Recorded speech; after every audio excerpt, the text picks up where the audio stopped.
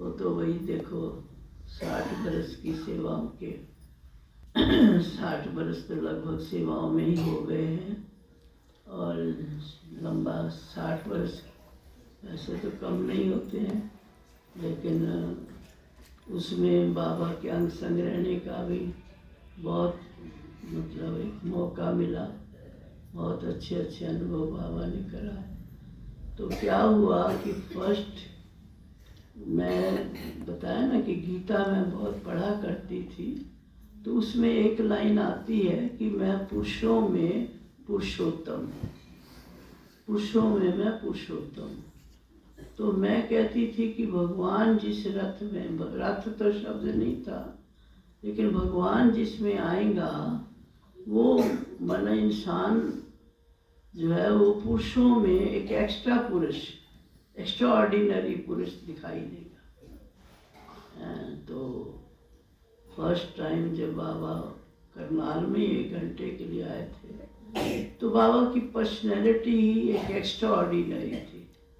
मतलब कि वो मेरे को झलक वो दिखाई दी कि जहाँ 50-100 भाई भाई पुरुष खड़े हों और उन पुरुषों में बाबा मतलब एक एक्स्ट्रा ही लगता था कि भगवान ने इस रथ को मतलब कोई विशेष मिट्टी से गढ़ा है, कोई खास मिट्टी से गढ़ा है। इसलिए बाबा का जो एक चाल चलन व्यवहार बोल चाल मतलब अन्य पुरुषों से पुरुषोत्तम। फिर भी मेरे को उसके बावजूद भी मतलब तसल्ली कह लो नहीं हुई थी कि मैं कैसे मानूं भी भगवान पुरुषों में पुरुषोत्तम है। तो मैं जब फर्स्ट टाइम मधुबन में गई, मेरी वही दृष्टि थी कि भगवान जिस रथ में आएगा, जिस बॉडी में आएगा, तो वो ज़रूर एक्स्ट्रा ऑर्डिनरी होना चाहिए। उसकी पर्सनैलिटी एक एक्स्ट्रा ऑर्डिनरी होना चाहिए।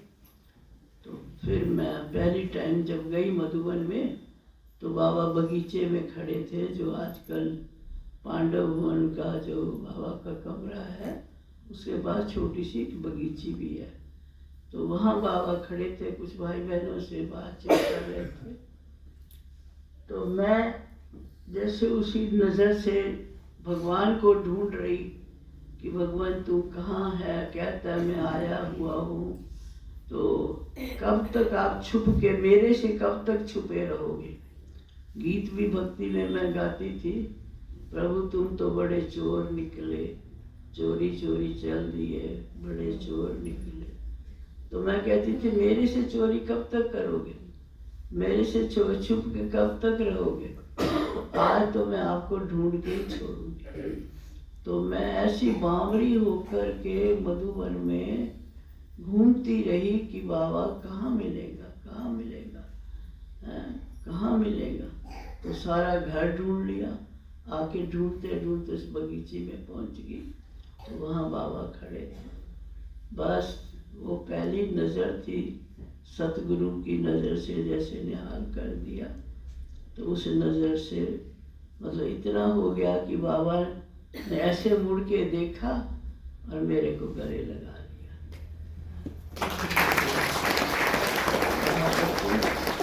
आ गई अपने घर में। मैंने कहा जी बाबा, अच्छा ये भी नहीं कि ट्रेन से आए हैं, नहाना धोना है, वो भी नहीं था, जैसे थे वैसे ही बस।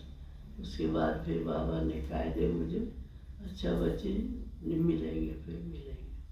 लेकिन वो 15 दिन का जो मिलना था, उन दिनों 15 दिन ही रहते थे, तो 15 दिन जो बाबा के अंग संग रहते थे, तो लगता था कि हम बड़े भाग्यवान हैं, कितना किस्मत है हमारी कि हम भगवान के मतलब अंग संग रह रहे हैं, अंग संग रह रहे हैं। मतलब बड़ा नशा चढ़ता था। और बाबा की जो चाल थी ना, वो भी बड़ी गजब की थी, कि बाबा खड़ाऊ पहनते थे, तो जैसे कहते हैं नरसिंह अवतार, तो जैसे बाबा चलता आता था तो ऐसे लगता था सचमुच नरसिंह अवतार ही उतर आया है। बाबा की दृष्टि देता था तो उसमें एक बड़ी मतलब एक अलौकिक विल पावर कह लो, अलौकिक शक्ति थी बाबा की दृष्टि में। बस जो एक बार इस दृष्टि से आगे निकल जाता था ना, वो घायल हो ही जाता था ना, मतलब उसमें अपनी वो चीज़ रहती नहीं थी, अपनापन खत्म हो जाता था, जिसको आज बाबा कहते देह का भान खत्म हो जाए। तो आज तो ज्ञान युक्त अवस्था बनाने के लिए देह के भान को बुलाने के लिए मेहनत करनी पड़ती है। लेकिन बाबा एक ऐसा चुंबकीय शक्ति थी जिसको दृष्टि देता था तो वो देह का भान खत्म हो जाता था, क्योंकि बाबा के मस्तक में भी यहाँ ऐसे एक गोल अंडा सा दिखाई देता था।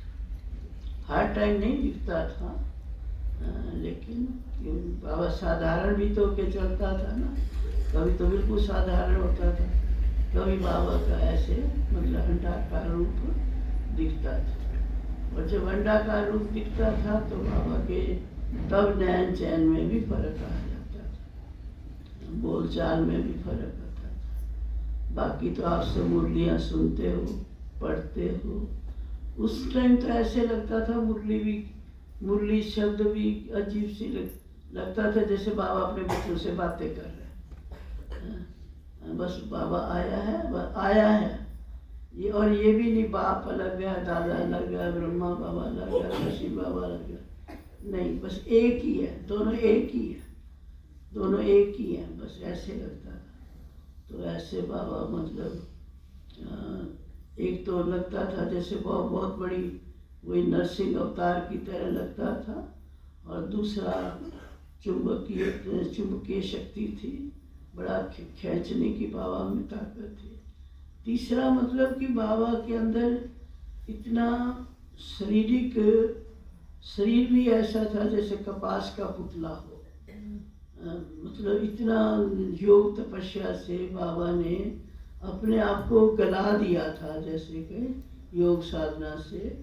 तो बाबा का शरीर भी मतलब एक अजीब सा लगता था, जो आज भी मतलब अभी तक वो चीज़ देखने में भाई बहन बेशक तपस्या कर रहे हैं, सारे कर रहे हैं, हम भी कर रहे हैं, सारे कर, लेकिन वो चीज़ अभी तक नहीं आ रही है कि जो मतलब जैसे कहते हैं ना, योगी के अंग अंग शीतल हो जाते हैं, अंग अंग शीतल माने जाते हैं। तो वो अंग अंग शीतलता जो थी वो मम्मा बाबा में देखी, मम्मा की भी वही स्टेज थी, बाबा की भी वही थी, अंग अंग शीतल थे। मतलब दिल होती थी जैसे कपास के पुतले को हाथ लगाया जाए, और बाबा के बाल भी सफ़ेद थे, तो ऐसे लगता था जैसे रेशम की गुच्छियाँ लटक रही हैं सिर के ऊपर। तो ऐसा शरीर भी बाबा का ऐसा था। और बाकी तो अंग संग रहते थे बाबा के साथ, खुदाई दोस्ती भी निभाई, खेल पाल भी करते थे, बाबा के अंग संग रह के खाना भी कई बार खाया। बाबा बुलाता था, आओ बच्ची, लगभग कई बार तो नाश्ते में बुला लेता था, कभी तो दोपहर को बुला लेता था। कई मौके थे जब मतलब बाबा के अंग संग। और सेवा का भी बाबा बच्चों में बल बहुत करता था, बस बच्चे सेवा सेवा सेवा सेवा। मान ली हम जाते थे मधुबन में, संकल्प लेके जाते थे भी बहुत दिन रहेंगे मधुबन में, लेकिन बाबा कहता था यहाँ रह के क्या करोगे, जाओ सेवा करो, जाओ सेवा करो। इस प्रकार सेवाओं का भी अंदर बल भरता था। और एक तो किसी बच्चे की बात बाबा दिल पे नहीं रखता था, ये खास पता होता था भाई ये बच्चे ने कोई भूल किया है या कुछ किया, तो इतना उसको प्यार से पिघला लेता था, पिघल जाता था कि वो मतलब वो अपनी भूल को अंदर ही अंदर मतलब ख़त्म करने की कोशिश करता था। लेकिन बाबा अपने दिल से किसी बच्चे को उस नज़र से नहीं देखता था, इस बच्चे में ये भूल है, इसमें ये है, फिर भी प्यार का सागर, प्यार लुटाता था, प्यार से बातें करता था और उनको प्यार से ही उनसे काम भी लेता था। उनको मतलब ऐसे जैसे कहते हैं दुनिया ठुकरा दे लेकिन भगवान तो नहीं ठुकराता है ना, कहावत है। दुनिया बेशक ठुकरा दे लेकिन भगवान नहीं ठुकराता। वो बाबा में हमने प्रैक्टिकल में देखा कि कैसे आत्माओं को प्यार से, मतलब बिल्कुल गिरे हुए को भी। एक मुरली में तो कुछ दिन पहले बाबा ने कहा जामुन जैसे पापियों को, पापी भी मेरे दर पे आए उनका भी मैंने उद्धार कर दिया। तो ऐसे बाबा को पता होते हुए भी कि कोई बच्चे ने ऐसी भूल की है तो भी बाबा कभी दिल पे नहीं रखता था। फिर भी आओ मेरे बच्चे, जो मुरली में आप सुनते हो, आओ मेरे मीठे बच्चे, आओ मीठे। कभी आज तक सुना भी बाबा ने कहा मेरे कड़वे बच्चे भी आ जाओ? सदा ही यही कहा मेरे मीठे बच्चे, आओ मीठे बच्चे। तो इस प्रकार सचमुच वो प्यार के सागर ने सबको प्यार लुटाया, प्यार से पालना दी, और प्यार में ही आकर के बच्चों ने कुर्बानियाँ की। क्योंकि जब प्यार किसी का मिलता है ना, उसमें तो कहते हैं ना गला भी काट के रख दो। तो बाबा कोई गले तो नहीं कटवाता है, लेकिन प्यार से बच्चों की कुर्बानी ले लेता है, बच्चे कुर्बान हो जाते हैं। इस तरह बाबा ने प्यार से माता पिता के रूप में, सतगुरु के रूप में हर तरह से प्यार ही प्यार लुटाया, और प्यार से शिक्षाएं देकर बच्चों को आगे बढ़ाया। और हम तो यही कहेंगे कि ये जो 60 बरस बीत गए वो सारा प्यार का ही खेल था। चाहे दादियाँ निमित्त बनी, वो भी बाबा को देख के उसी राहों पे चली है।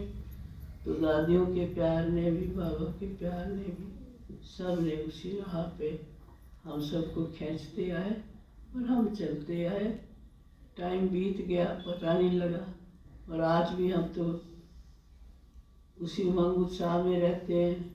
कभी ये नहीं सोचते इतनी आयु हो गई है, या हम कहते हैं जो बाबा ने सेवा करानी है वो करा के ही छोड़ेगा।